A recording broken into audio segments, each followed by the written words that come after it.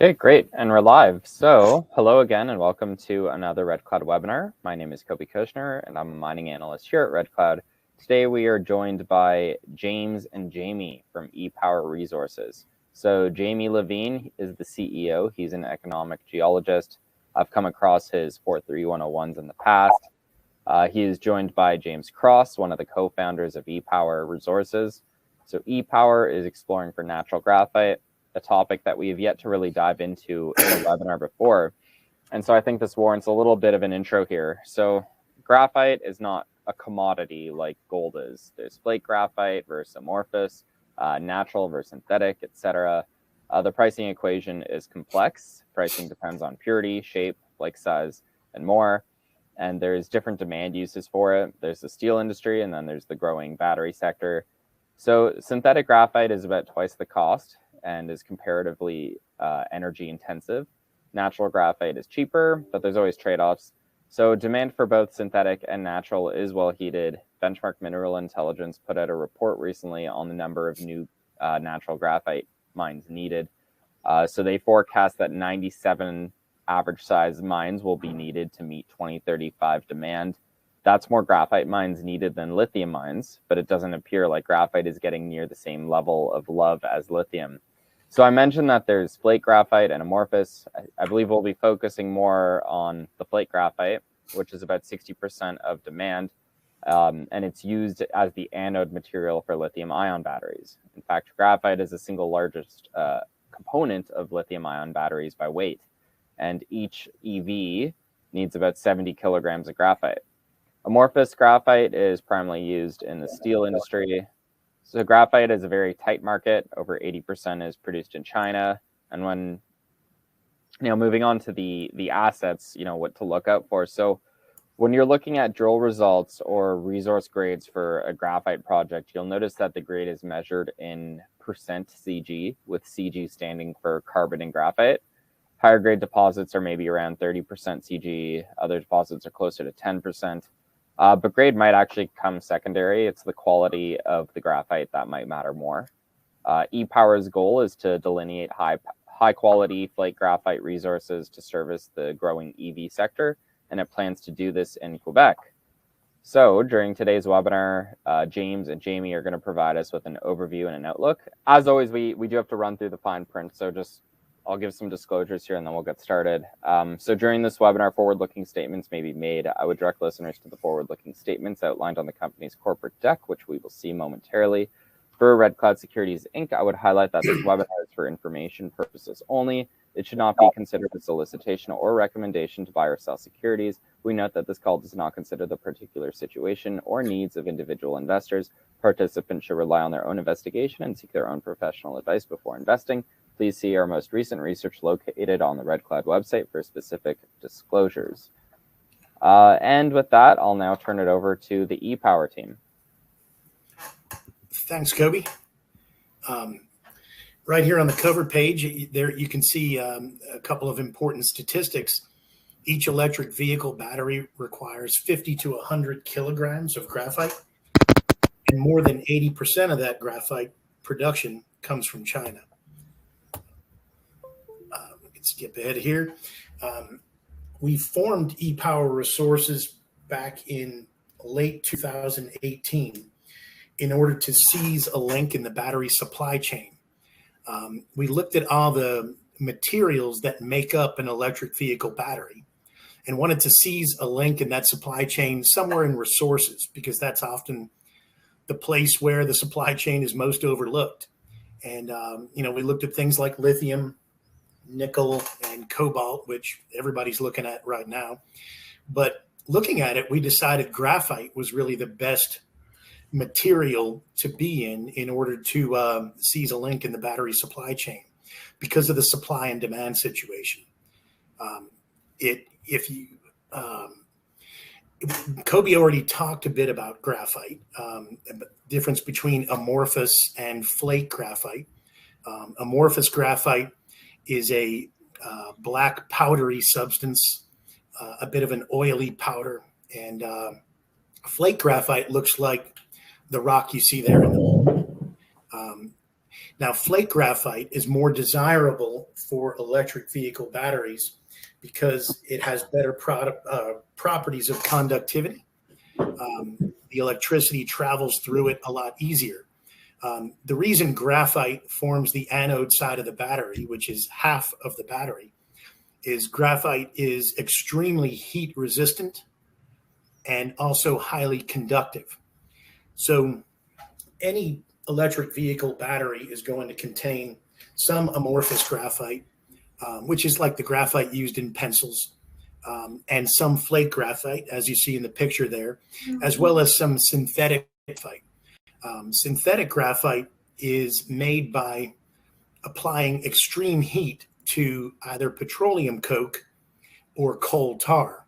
Petroleum coke, ironically, is a byproduct of oil refineries, and coal tar obviously comes from coal. So if extreme heat and pressure are applied to those, synthetic graphite can be made.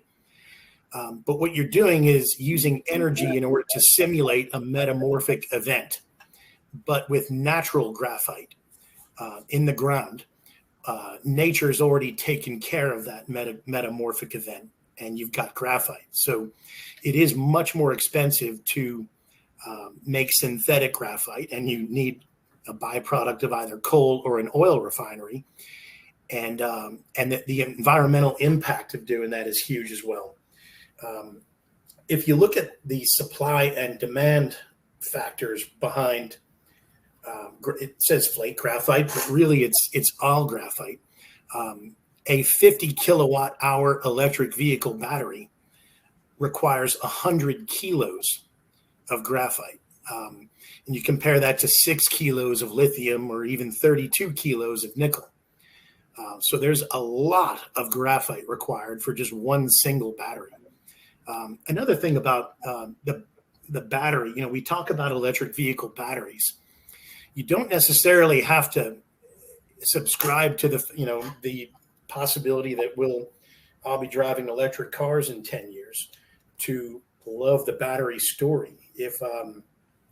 If you look at things like power generation, there's been massive investment in things like wind turbine farms or solar. And I've seen wind turbine farms in Europe where you have, all these wind turbines out there that look very expensive to construct, and it's a windy day and they're all off. The reason they're all off is because they'll overload the power grid if they let them run. So when it's windy, you can't use the wind turbines. And when it's not windy, you don't get any wind. So what's the solution to that? The solution is massive batteries in order to store that power so it can be saved for another day. But between electric vehicles and power generation, the demand for batteries is exploding. And again, you need 100 kilos for a 50 kilowatt hour battery. Where does all the graphite come from? According to U.S. Geological Survey, 82% of it in 2021 came from China. Next on the list is Brazil, then Mozambique, Russia, and Madagascar. So it comes not only from China, which is politically sensitive, but also far-flung places, well away from the massive amounts of electric vehicle battery manufacturing facilities being built, both in North America and Western Europe. And to give you an example, in 2021, North American battery manufacturing capacity stood at 56 gigawatt hours, and that in 2021. And in 2026, it's estimated to be 600 gigawatt hours. So you're talking about between 2021 and 2026, a tenfold increase in battery manufacturing capacity just in North America. And by 2031, it's estimated to be about a 20-fold increase. So, and 2031 is really only 8 years and 2 months away. So we're talking about the billions of dollars that have been allocated to building these factories. Are they really going to finish the factories, get ready to go into production, and say, yeah, there's one problem. We don't have any graphite. But right now, in North America, there are no producing mines in the US, no producing graphite mines. There is one small producing mine in Canada. It's in Quebec, and it produces about 1% of global graphite supply. And according to many reports, is near depletion. And it, as far as we know, it does not even sell to the electric vehicle industry. If you take a look at this graphic on the right side of the screen, how many mines do we need? Kobe alluded to this earlier. Current global graphite production is about 1.1 million tons. And Benchmark Mineral Intelligence, just in the last couple of weeks, came out with this study, and they estimate by 2035, just 12 years from now, really, 7.2 million tons of graphite are going to be required to satisfy demand. So we're talking about a 6-fold increase in basically 12 years, which, as Kobe mentioned, equates to 97 new graphite mines at 56,000 tons of production per year each. Now, 56,000 tons is a world-class mine. That one mine I mentioned in Canada, that produces about 11,000 tons per year. So we need 97 very large graphite mines in the world in order to feed these gigafactories that have been funded to the tune of billions of dollars. And I can only think of, in North America, about 5 graphite resources. So if those go into production tomorrow morning, and they're not ready for that, but if they could, we still need another 95 or something like that. And maybe 50 of those need to be in North America. So there's plenty of room for growth. What's our strategy around the graphite supply and demand situation? First, one thing important to remember that we actually got from another Red Cloud webinar that Jamie picked up on is we are a resources company rather than a research and development company. So our business is about finding graphite in the ground, defining it, delineating it, developing it, determining its tonnage, grade, depth, mineability, and its flake size distribution. Because we mentioned flake size earlier, flake graphite commands a higher price than amorphous graphite. And virtually all deposits will have a mix of both of those. So, generally you're going to be wanting a deposit that will have a higher distribution of mid-size and large and jumbo flakes because it's more desirable for the battery industry. So we want to find those resources in the ground and make them as turnkey as possible and de-risked as possible so that a battery manufacturer who's already allocated billions of dollars to constructing a big factory or 3 or 4 is going to be able to use it for feedstock. So we want to show it's there in the ground, de-risk it, and monetize it. That's it. Many companies in the graphite space or the graphite resources space have morphed themselves into research and development companies. And that's a business, but is it a business for people skilled in exploration? I'm not sure. But if you're going to be trying to do research and development in order to make the graphite into a very good battery anode material that car battery manufacturers are going to want to buy, then you really need to get in the lab and probably need to be doing private placements for $250 million rather than $2.5 million. And our style is $2.5 million. So we just want to show it's in the ground and monetize it. And at this point, I'll turn it over to Jamie, the CEO of E-Power, who will take us through our 2 properties, including our flagship graphite property, Tetepisca. Jamie? Yeah, thanks, James. As James just said, we've got 2 properties. Both are in Quebec. The Tetepisca property is located in in the North Shore region of the province, about 225 kilometers north of Baie-Comeau. The Turgeon property is located in the Abitibi region of West Quebec, adjacent to the Ontario border. Graphite is the target on the Tetepisca property, and the Tetepisca property is our primary focus for developing graphite resources. The Turgeon property is located in the Abitibi Greenstone Belt and has potential for copper, zinc, massive sulfide style mineralization, and for lode gold mineralization. I'll provide the background on the Tetepisca property and talk a little bit about the Turgeon property. The Tetepisca property is really located in an emerging graphite district. There's three resources at the Lac Tetepisca deposit, the Lac Garret deposit, and the Lac Garret extension deposit. Both the Lac Garret and the Lac Tetepisca deposit are quite large deposits, over 50 million tons, both of them not indicated here on the map for Lac Garret, but it's over 50 million tons at about 17% carbon and graphite. In addition, the Lac Garret deposit has been advanced. They have a 2018 feasibility study, so it's been advanced through feasibility. Reserves carved out of that 50 million tons of resource, or 5 million tons at about 27% carbon and graphite. E-Power is the largest claim holder in the district with 230 claims covering over 12,000 hectares.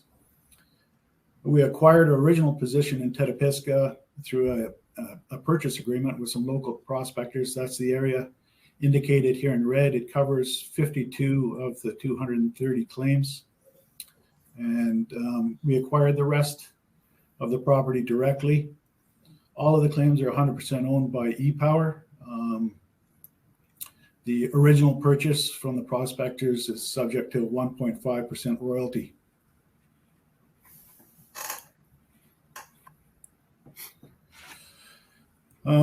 We followed a relatively sort of conventional approach. After acquisition from the prospectors, we conducted a detailed compilation, just district-wide, covering all of the graphite resources in the district. This version of the map that we created illustrates some historical results on and adjacent to the property, underlain by conductivity from an airborne survey, a historical airborne survey that was flown in 2003. So we've reprocessed that data and underlain it here. Drill intercepts and channel samples are very consistent with the grades of the resources in the district, and commonly are over what we would interpret as mineable widths.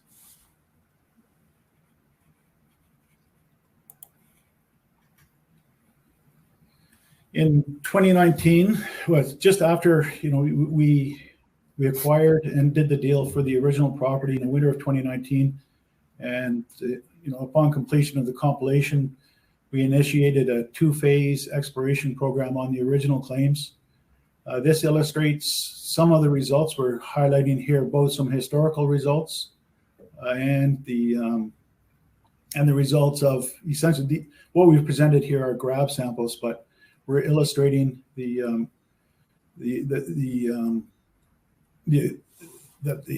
grades of graphite on the original set of claims is consistent with the district resource grades.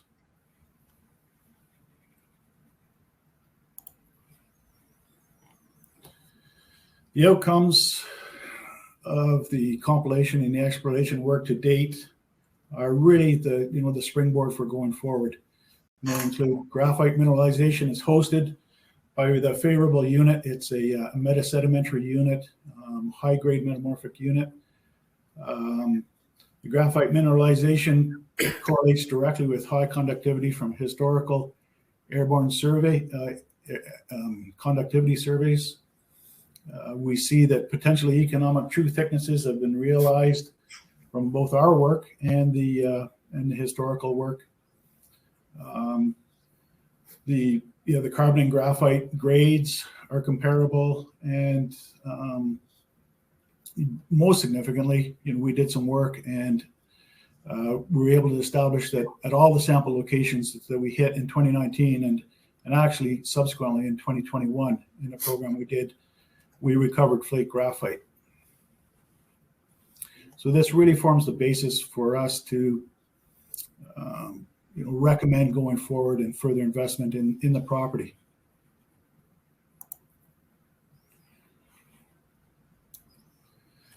Actually 2019 brings us to COVID, and we lost the 2020 field season, due to COVID, and a good part of the 2021 season, due to the lingering effects of COVID, and also because of logistics, extremely elevated exploration activities in Quebec during the field season of 2021. In the end, in the fall of 2021, we completed a modest program of ground EM surveying and sampling at selected targets that are here indicated on the map. In the winter of 2022, we completed a high-resolution airborne magnetic and EM survey over most of the property. This is an upgrade of the 2003 survey that we had available. It provides greater resolution to a vertical depth of about 100 meters. And so, from what we're doing in terms of resource development is, where we want to get started, obviously. And it's going to provide us, a greater picture. It was quite high resolution at 50 meters line spacing centers as the basis, really for targeting our drill program and for delineating resources. Based on pulling it all together in terms of the historical data, our sampling, the geophysics, we've come up with 5 priority target areas. They're indicated here on the map. Areas 1 and 2 are in the southern part of the property, and area 3 is up in the northern part of the property. So I'll quickly go over some of the merits of these targets. Our highest priority target is that geology is interpreted as essentially as a fold closure, and the color distribution or the signatures from both the magnetics and the EM are certainly consistent with this interpretation. And there's 2 things really that's relevant to this. The first thing is that it does in fact represent a repetition of graphite units, which when we get to that stage could be very favorable from a mining situation. And the second thing is that the high conductivity response coupled with the low magnetics may indicate a favorable mineralogy and favorable from a point of view of what the gangue minerals are and potential processing.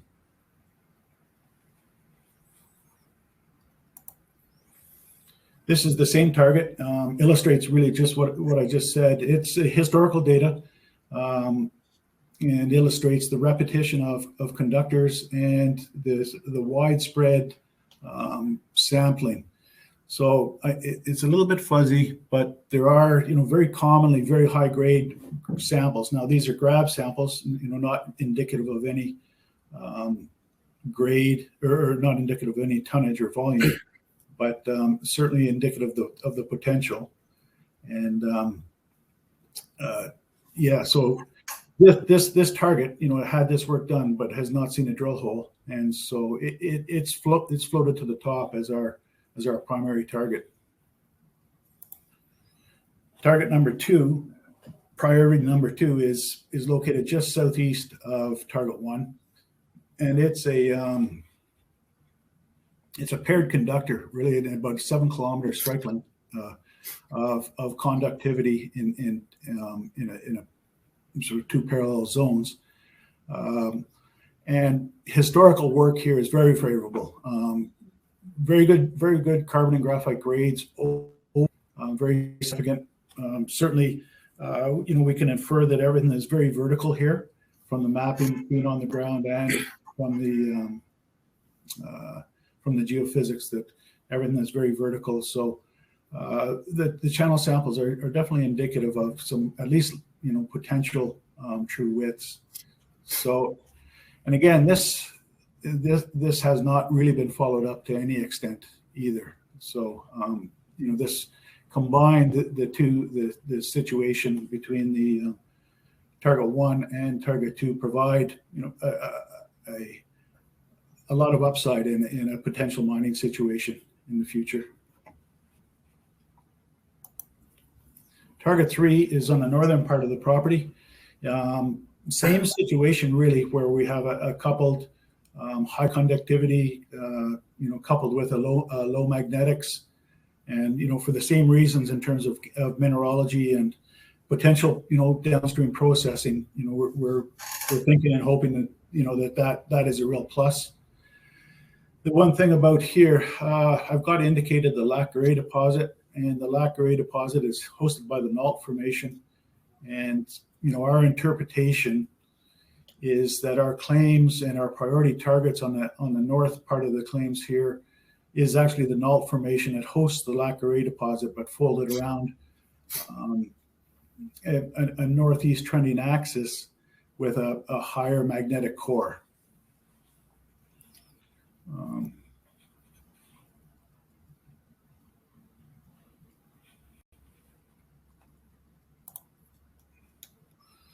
So those are essentially the 3 targets. What our plan now, sort of going forward, is the summer is really drilling and resource delineation, followed by resource estimation, with an intermediate step required, metallurgical test work, to support resource estimation. The phase 1 drilling, we're planning on and think we need about 2,000 meters as a phase 1, which will be some widely spaced drilling, targeted based on the historical sampling, as well as our new conductivity data set to define areas of potential resource, to define good continuity in potential resources. And from that, we will select 1, maybe 2 targets from the 3 nominated to date, and allocate 25,000 meters of resource delineation drilling. And from that, we'll downstream to doing some metallurgical test work and resource estimation. So that's really the current status of what James says is our goal in defining a graphite resource. And I think perhaps the one thing that I would add is we've not part of the story here, but we've got things in the pipeline. We're reviewing projects, reviewing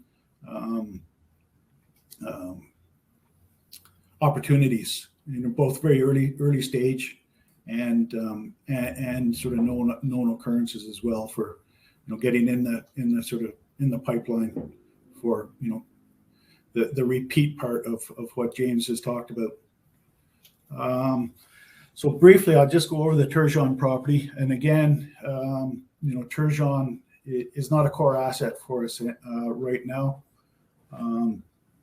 Turgeon's is located on the western side of the province, and its western boundary on the Ontario border. It's within the Abitibi Greenstone Belt, which has produced on the order of 200 million ounces of gold, has resources of, I think, in excess of 100 million ounces of gold, and has produced in excess of 700 million tons of base metal sulfide. So it's over 100 years of mining, and probably another 100 years to come from the Abitibi Belt.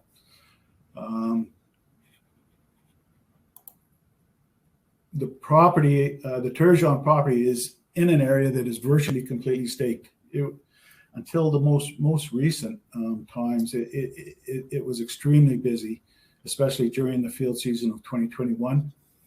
The property is located about 15 kilometers north of the Casa Berardi mine. Casa Berardi gold mine, which has reserves plus measured and indicated resources in excess of 5 million ounces.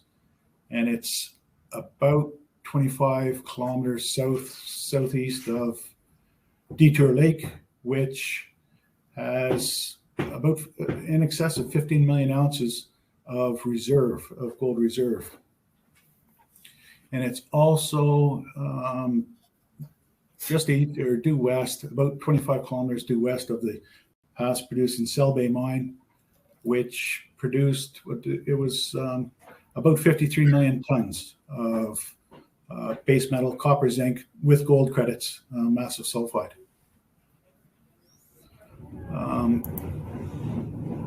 We flew the entire property with a high resolution airborne mag-EM system in the fall of 2021. Again, high resolution, 50-meter line spacing, a real upgrade from historical data. Unlike Tetepisca, where we were able to acquire digital historical data, we were just going from essentially online paper copies. So this is a real upgrade. We flew it with the objective of defining and delineating load gold and VMS base metal targeting and interpretation and targeting to support going forward with gold and base metal exploration on the property. The main interpretations really are a major shear zone on the south part of on the southern claims. This shear zone has been part of a regional interpretation by Quebec government geologists, and so it's really just confirms something that was known from a regional extent. And on the north part, we've defined it looks like a tuffite horizon, a magnetic chert iron formation horizon that we think is a break in the volcanic stratigraphy and may represent a horizon for VMS base metal sulfide exploration. We did this work with a consulting group that included a geophysicist who, of course, provide a lot of input on the interpretation of the conductivity. And in this one, we're indicating 4 of his preferred conductor picks.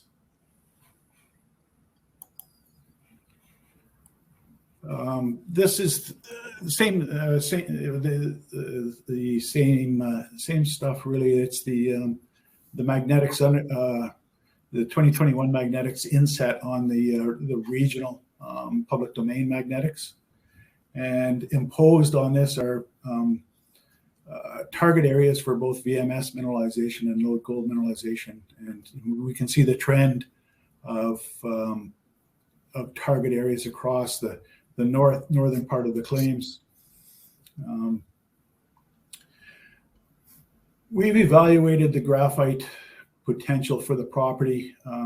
We actually drilled a couple of holes in 2019, and we've concluded that the property hosts little scope for a high quality economic graphite deposit, and having a focus on the Tetepisca property, it was really our objective in flying it and bringing it along to seek partners to explore the Turgeon property. And we've optioned 84 of the claims. It's a southern indicated on the with the yellow outline on the map has been optioned, and this covers the low gold sort of target hosted by the shear zone that's been interpreted.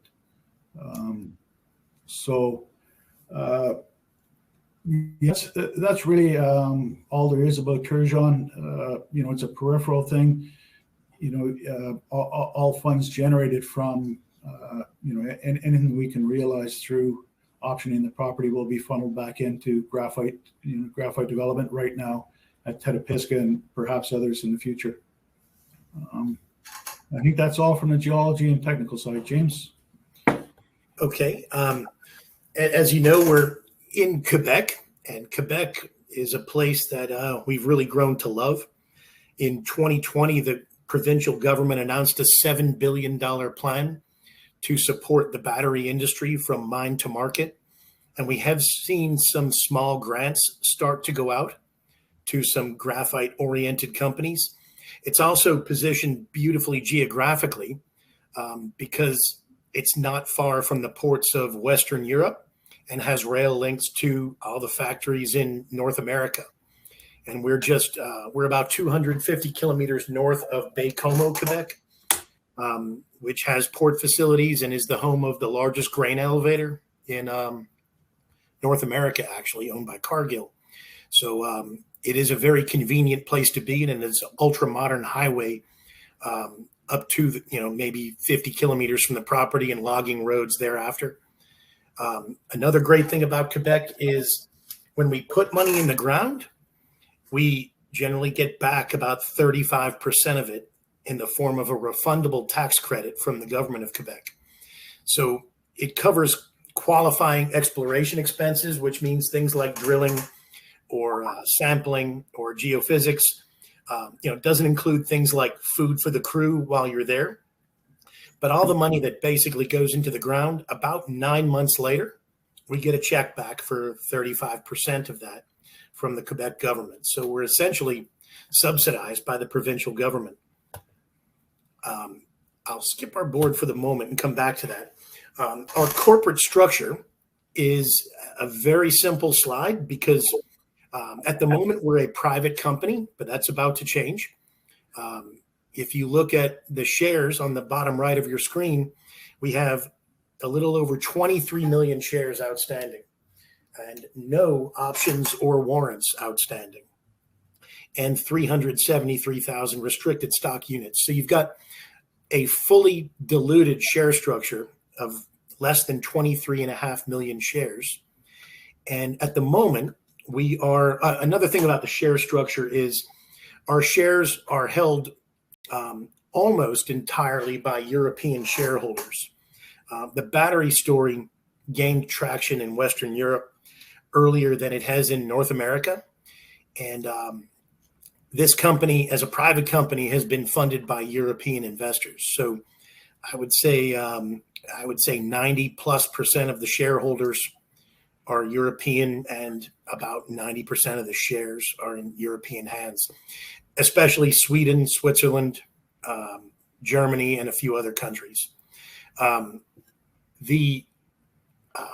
What we're doing right now is, I said we're a private company, but that's about to change. We're in the listing application process with the Canadian Securities Exchange, and we're doing what's known as a non-offering prospectus.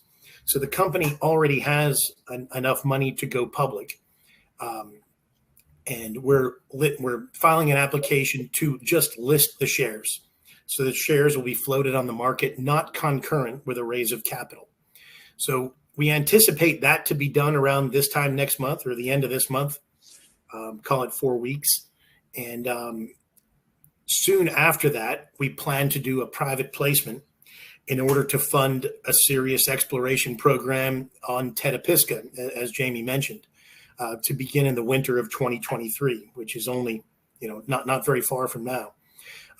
We're also going to have a company with two sources of news, because we're going to be doing exploration work at Tetepisca for graphite, and our partners intend to start drilling, I believe, and in the winter of 2023 as well at Turgeon. So there should be two sources of news for the company. And a quick word about the board. We have 5 board members. Jamie's one of them. And 3 of those board members are actually from Sweden. So we have 2 accomplished geologists on the board, both Canadian. And we also have 2 directors who have a background in the auto industry. The auto industry is quite likely to be our eventual customer. So, we think the board has a good composition to be able to attract not only investment, but potential customers for the properties or mineral deposits we ultimately want to monetize. That really concludes the presentation. I'll turn it back over to you, Kobe, for the Q&A or anything else. Thanks, guys, for the very informative presentation. I learned a lot, and we'll now start with the Q&A portion of this webinar, where hopefully myself, as well as our viewers, will learn more. So just a reminder to everyone on the line that you could type your questions into the chat box at any time. So some questions, and I'll try to structure it more broadly, and then we'll dive more specifically into the assets. So generally, how can investors get a feel for the graphite market? You know, I understand there's no single graphite price, but is there a source you recommend for investors who want to get a broad gauge of how the graphite sector is doing? I'd say some of the, I guess most, or some of the best stuff is published by Benchmark Mineral Intelligence. They sell their service, but they do put out a lot free of charge. So like some of the graphics we used in there to illustrate graphite demand come from Benchmark Mineral Intelligence. It is a little, the market is a little more opaque than something like gold or silver, where you can just look online and get a price. Yeah. And remember, all graphite isn't equal. So there are different prices for different flake sizes. And as you get to bigger flake size, you get a higher price. And yeah, you really just need to look for news items about graphite and lump them all together, unless you're willing to pay for one of the services like Benchmark or Roskill. Okay. So, you know, graphite generally prices had a nice run up around, half a decade ago. We saw lots of investment into graphite projects in Quebec as well as other parts of the world. But it seems that sentiment kind of died off alongside the previous lithium cycle. And now, while things are improving, sentiment in both graphite, you know, it's improving even more in lithium. So sentiment is nowhere near that of lithium, despite us needing more graphite mines and lithium mines. So, you know, do you think is graphite just playing catch up right now? Do you think there's potential for graphite to have that same type of explosive price appreciation? Jamie, I'll take that if you don't mind. No, absolutely, James. Yeah, I think there is explosive price appreciation potential because, you know, we're not really seeing new graphite mines come online. And if you listen to the manufacturers like a Tesla, when Elon Musk talks, he always mentions nickel, often mentions cobalt or lithium. You know, lithium is 1% of the battery. Now, I think you need it, but it's important. But he talks about those. But if your real weakness, are you really going to mention your real weakness? You know, I wouldn't be, you know, if my weakness is graphite, do I really want to be talking about graphite all the time? So it does get less attention. It might also be regarded as rather plentiful. Amorphous graphite is certainly globally plentiful. But because of that, nobody's really brought any new deposits online. So yeah, there might be graphite. And, you know, the way we've found some of our graphite is other people drilled into things they thought might be something else and discovered, oh, it's just graphite. Let's get out of here. And so, yeah, I think there is big price appreciation potential because of the battery revolution, I suppose. Yeah, nobody's talked about it for so long or done anything in it, really. Mm-hmm. It's all been done, you know, around amorphous graphite in low-cost areas like East Africa or China. So are we in, like right now for 2022, are we currently in a natural graphite battery grade deficit, do you think? Or is it, you know, the deficit's coming next year or the year after? Well, Benchmark, I know, forecast, I think it was 2023 or maybe even 2022 is I think it's 23, is the year that demand and supply cross. In other words, demand outstrips supply. Yeah. Okay. So comparing it to lithium, you know, the explosive price appreciation kind of happened as that happened as well. So if we're not there yet in graphite, you know, if you want to expect, if one were to expect a similar thing to happen, it seems like that's coming pretty soon, no? Yes. Yeah. If that's fair to say? I think so. Yes. Okay. So, okay, exciting. You touched on, how we need a 6-fold increase in graphite production in 12 years' time. And we all know that some mines take longer than that just to get into production. So 97 new graphite mines in 12 years. How likely is it that we'll get even half of that? Are there deposits out there right now, in your view, that are near ready to come online in the next 12 years? In North America, there are probably, I think I can think of 5. Okay. That, yeah, I guess if capital's not an issue, it could happen. But instead of 5, we need 50. So, whether those come online or not doesn't really matter. Yeah, I mean, will those 97 mines happen? I don't know, but they're going to have to do something. And if you've allocated billions of dollars to construct a factory, are you going to let graphite get in the way of going into production? I think it could be a situation where they have to overpay for it while it's still in the ground, rather than just get, the refined product delivered. They're going to, Elon Musk has talked about putting Tesla in the mining business, but, he talks around nickel or lithium, but never mentions graphite. And, if I were them, I'd want to be, because you want to control your supply chain rather than hope your order can be fulfilled. Okay, and last question on graphite. So, you touched on how synthetic graphite is environmentally harmful, how it's very energy intensive and expensive to produce. But looking at the final end product, is synthetic graphite able to have the same or better physical qualities as natural? Can you produce large flakes synthetically? Well, you can produce like a super graphite, a super synthetic graphite for your own, for the purposes you want.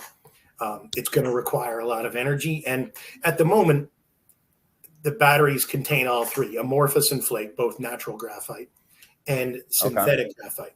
So, and now Benchmark forecasts that the synthetic component of that will go down per battery.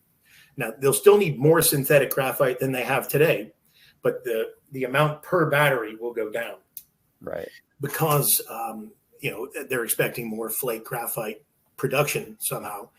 And, and so it's better to use natural graphite, that already has the properties you want, rather than to, create a super piece of graphite. And, I've seen a synthetic graphite recipe from a company in Germany. Just to give you an example of how crazy this is, it was take petroleum coke, heat it to 2,000 degrees Celsius for 2 months, and then you're not done. Then take it for another month and heat it to 900 degrees Celsius. So now maybe that gives you a bit of super graphite. And so that, there's no doubt they're going to use some synthetic graphite, but can they afford to use all that, especially if you're on rolling blackouts in Germany, so, how is that going to happen? So Mother Nature has done all the work on flake graphite and given it the properties it needs to make a successful battery. So, if you add a little synthetic to that, that's great. But, the flake graphite does the trick. Okay, interesting. So I think you answered one of the questions that we just had. So, which was if synthetic materials are the battery choice right now, when will we see a move to natural, and are the benefits to blend the materials? I think you answered that, but is there anything else you want to touch on? I think that probably covers that. Like, you saw that slide with the graphic of how much more natural graphite we're going to need. Mines. And they'll need more synthetic too, because we'll have so many more batteries. Right. But synthetic demand might be, I think they forecast twice what it is today in the next 12 years. So, yeah, it's a factor, but Mm-hmm. it doesn't scare us because of the cost and the environmental impact of creating synthetic graphite. Yeah, yeah, for sure. I mean, that's only becoming more and more important. So let's move on to the geology. There's 3 existing deposits in the Tetepisca camp, and they seem to line pretty tight on a north-south trend. Is there a geological reason for that, or is this just pure coincidence? Yeah, I don't think so, Kobe. I think it's the controls are first. Really, the control is stratigraphy. Okay. And then how the stratigraphy has been altered by structure. I don't think there's any real significance to the north-south trend. Okay. For what it's worth, Kobe, our targets 1 and 2 line up on that trend. So, but I don't think it's too significant. Okay. So you mentioned that you're using conductivity to define targets, and that makes sense because, as you mentioned, graphite is highly conductive. But can you touch on the magnetics? Why do you want the low magnetics, and are there any other geophysical methods that you're using? No. In addition to the airborne that we flew in 2021, we did some ground EM max min over 4 of those targets that I had outlined, and we did several lines over each. The reason for that really was to just get better ground control to prepare for drilling, and to get some feel for a different data set to infer continuity of graphite based on conductivity. But other than that, no other geophysical methods. The significance of the magnetics is whatever mineral is magnetic and providing and producing the signature in the magnetic survey is less present or not present in our priority targets. And so whatever that mineral may or may not be, if it's a sulfide, there could be upside in having less of that material from a processing and waste management point of view. Okay, so to summarize, you're looking for conductive highs because you want to identify the graphite, but you're also looking for coincident magnetic lows because you don't want the sulfides because that'll potentially hurt your end product or might make it more expensive or harder to process. Yeah, well said. Thanks, Kobe. Okay, so graphite it's fairly soft, right? So is it soft enough that when you mine it, you could just free dig it without needing to drill or blast, or is it still like hard rock mining? No, it'll be hard rock mining, Kobe. Yeah, you're correct. Graphite is a very soft mineral. But it's encased, or it's a component. It might be a few percent or 50% or more of the rock, but the rock still is a coherent rock that has to be, conventional mining, drill, blast, muck. Yep. Now, I know it's still, maybe too early days for this, but do you have an idea of what kind of flake size distribution you might have? And if not, what kind of results are you hoping for? Yeah, well, we did a little bit of work, sort of some basic work on the distributions, and we have, in a couple of the samples we had a significant proportion of jumbo flake, and that was added to some large flakes. A lot of variability across the samples, but always, some jumbo and some large flakes. We're hoping for a distribution that sort of supports it supports good economics, really. And so that's part of the resource estimation process, is to get that information. So generally you want the bigger flake sizes, right? Yeah, absolutely. Okay, so target 1, that looks like a hinge zone. Can you touch on why it might make geologic sense for there to be a deposit there? Yeah, there's several factors. First, the conductivity. the ground truthing in terms of the sampling, the geological mapping and the sampling that's been done, the high grades that have been recovered. Now they're only in grab samples, and there hasn't been really any systematic evaluation of this target. But the high grades can support resource grades. But what we like about that and why that target is floated to the top is that it being in a hinge zone provides the repetition of graphite layers, and that just could be very favorable in a stripping ratio, in a strip ratio in an open pit. Okay. So essentially, you think it being in a hinge zone somehow concentrated or grouped a bunch of graphite together, as opposed to it being more discrete. You'll have less waste in between your graphite. Is that what I'm describing? Is that that's essentially it, Kobe. It's just a sort of just a mechanical sort of folding of the layers, which would in a given volume will result in a greater proportion of graphite. Okay, so on to drilling. When does your first phase of drilling, when do you expect to start that, and what's your budget for it? And then remind us how much cash you have right now as well. Okay, maybe I'll let James sort of take over here in terms of the cash, and we've discussed budget, but James, if there's any information you need on sort of budgets for drilling. I think we planned 2,000 meters this winter, and if I remember right, Jamie, the budget was something like, was it 700,000 for that? Yeah. So let's call it 6, James. We're really, to pull something out of the air right now, and it's a good number, is about 300 meters or $300 a meter, all in. So that that's drilled, logged, sampled. So that's the number. We're incredibly using. Cheap. Yeah. Okay, so with that, I apologize if this might lead to some repetition here, but we are coming up on an hour. So I like to end this off with one last question, and that is, what are the next big catalysts for ePower?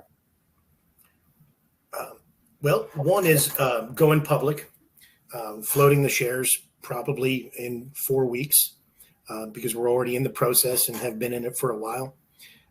So that turns us from a private company to a public company, and people can buy our shares if they want to, and on the open market. The winter drilling program at Tetepisca will produce some news. And we'll also open a private placement soon after going public, and raise, probably as much as we can, but we would like to raise, 1.5 to 2 million to be able to, fully fund an exploration program and have the flexibility to make it even bigger. And we're also going to have our partners exploring the Turgeon property. They're looking for gold or base metals, but that can generate some news for ePower. And I'd say those are the big ones for now. Awesome. Well, with that, I would like to thank you both for joining us. It's a pleasure hosting you guys. And to our viewers, if you want to learn our thoughts on all the companies that we watch, we do publish all of our research on our website, redcloudresearch.com. It's free of charge. A reminder that our next webinar will take place Monday, November 14th at the same time, 2 p.m. Eastern, 11 a.m. Pacific. Taylor Combaluzzi will be talking silver with BlackRock Silver. But before that happens, I want to remind all of our viewers about our conference happening next week. Our in-person fall mining showcase is here in Toronto next week at the Sheridan Center. That's 2 days, November 9th and 10th, over 90 presenting companies, quality keynote presenters, Matt Watson, David Rosenberg, both excellent metal economists, Andrew Miller, COO of Benchmark Mineral Intelligence, who we spoke about, Paul Brink, CEO of Franco-Nevada. There's still time to register. Go to redcloudfs.com. So thank you, everyone, for tuning in. Have a great day. And thanks again, James and Jamie. Thanks everyone, for attending. Thanks, Kobe.